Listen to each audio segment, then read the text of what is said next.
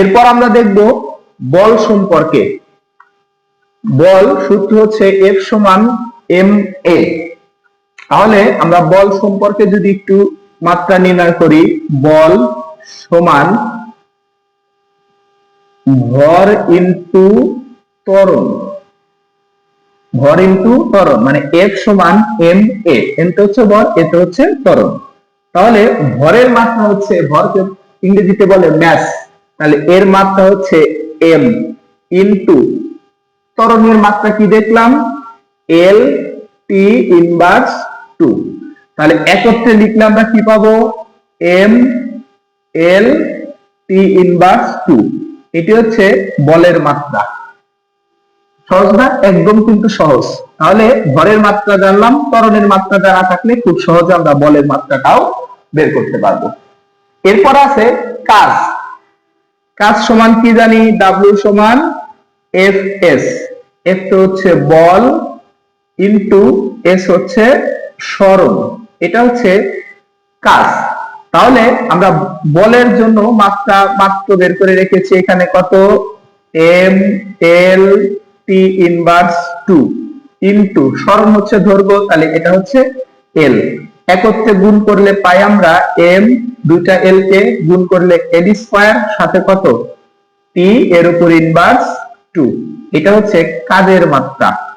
তাহলে কাজের মাত্রা কি পেলাম, m l square t inverse 2। এই মাত্রা নির্ণয়টা কিন্তু অনেক বেশি গুরুত্বপূর্ণ। কি জন্য? মাত্রা নির্ণয় পরীক্ষা আসবে, প্লাস প্রত্যেকটা রাশি যখন আমরা গাণিতিক সমস্যাগুলো করব তখন অবশ্যই শেষে কিন্তু একক লিখতে হয়। আর এই এককটা যদি পারফেক্ট চাও তাহলে অবশ্যই তোমাকে মাত্রা নির্ণয় শিখতে হবে। মাত্রা দিয়েই আমরা একক নির্ণয় করতে পারবো, যেটা পরবর্তী ভিডিওতে আমি শেখাবো কিভাবে কোন একটা রাশির একক নির্ণয় করতে হয়। এরপরে কি আছে, ক্ষমতা। আমরা একটু ক্ষমতাটা দেখি। ক্ষমতা হচ্ছে একক সময়ে কাজের পরিমাণ।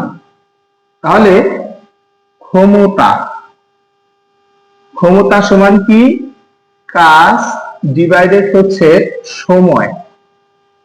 কাজ ডিভাইডেড সময়। তাহলে এখন একত্রে যদি লিখতে চাই তাহলে হবে কাজ ইনটু হচ্ছে সময়।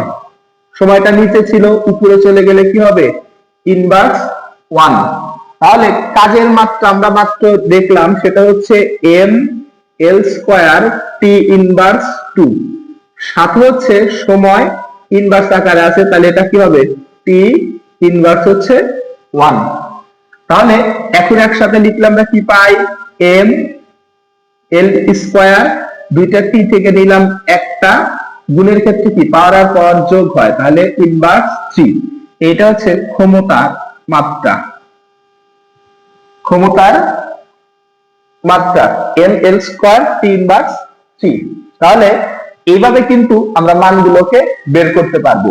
আর এই যে ক্ষমতা সমান কাজ ডিভাইডেড সময় লিখছি, এই জিনিসগুলো অবশ্যই মনে রাখতে হবে এবং বারবার প্র্যাকটিস করতে হবে। ক্ষমতা নির্ণয় করলে একক নির্ণয়টা একদম সহজ।